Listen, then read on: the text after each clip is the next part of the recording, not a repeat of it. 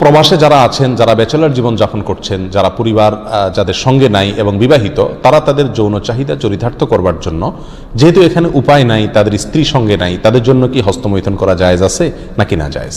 কোরআনে কারিমে আল্লাহ সুবহানাহু ওয়া তাআলা বলেছেন, ওয়াল্লাযীনা হুম লিফুরুজিহিম হাফিজুন ইল্লা আলা আজওয়াজিহিম আও মা মালাকাত আইমানুহুম ফাইন্নাহুম গায়রু মালুমিন ওয়া ফামান ইবতাগা ওয়ারাআ যালিক ফাউলাইকা হুমুল আদুন। তিনটি আয়াত আল্লাহ তাআলা বলেছেন, কৃতদাসী এবং নিজের স্ত্রী, এই দুই শ্রেণী ছাড়া, এই দুটি ক্ষেত্র ছাড়া অন্য কোনো জায়গা যাদের লজ্জাস্থানকে তারা ব্যবহার করে না, সেই সমস্ত লোকেরা সফল মুমিন, তারা সার্থক মুমিন।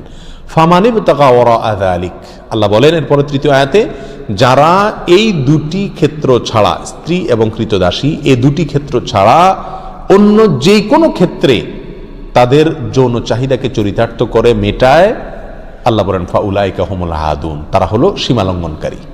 তাহলে এই আয়াতের আলোকে পরিষ্কারভাবে একজন মুমিনের জন্য হস্তমৈথুন করার কোনো অধিকার, কোনো সুযোগ, কোনো অনুমতি ইসলামী শরীয়তে নাই।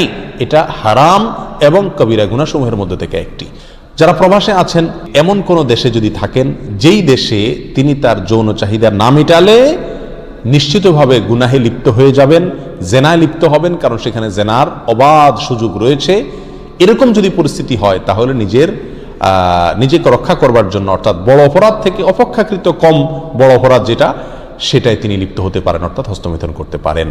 এটা কোন উলামা ইকরামের মত। অবশ্য অন্য উলামা ইকরাম বলেছেন সর্বাবস্থায় হস্তমৈথুন করা কি হারাম।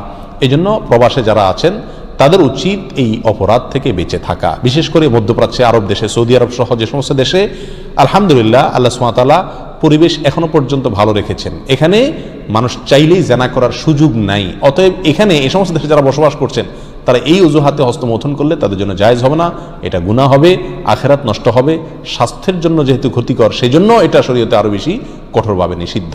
এর জন্য সবর করতে হবে। নবী আলাইহিস সালাম বলেছেন, মান ইসতাতা মিনকুমুল বাআতা ফালিয়াতাজাওয়াজ, কার যদি সাধ্য থাকে সে নিজের চরিত্রকে হেফাজত করার জন্য বিয়ে শাদী করে। যদি বিয়ে শাদী করতে না পারে, এর মাধ্যমে সে নিজের চরিত্রকে হেফাজত করার মতো আর্থিক সঙ্গতি তার না থাকে, তাহলে নবী আলাইহিস সালাম বলেছেন ফালাইহি বিসসাওম, সে যেন রোজা রাখে। যদি রোজা রাখে তাহলে ইনশাআল্লাহ তার যৌন যে উত্তেজনা আছে সেটা প্রশমিত হবে। কিন্তু কোন অবস্থাতেই হস্তমৈথুনের অনুমতি নাই। শুধুমাত্র কোন উলামা ইকরাম অনুমতি দিয়েছেন ওই ব্যক্তির জন্য যে ব্যক্তি এমন কোন পরিবেশে আছে যে পরিবেশে এটা না করলে তার আর নিজের চরিত্রকে রক্ষা করার বা জেনা থেকে বাঁচবার কোনো সুযোগ নাই। আল্লাহ তাআলা আমাদেরকে সবাইকে গুনাহ থেকে বেঁচে থাকার মতো ঈমানি শক্তি নসিব করেন।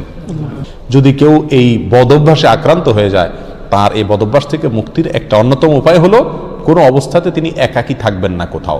ইনশাআল্লাহ এর মাধ্যমেই আল্লাহ সুবহানাহু ওয়া তাআলা তাকে আশা করা যায় হেফাজত করবেন এবং এই বদঅভ্যাস থেকে তিনি বের হয়ে আসতে পারবেন। আল্লাহ আমাদের সবাইকে হেফাজত করুন।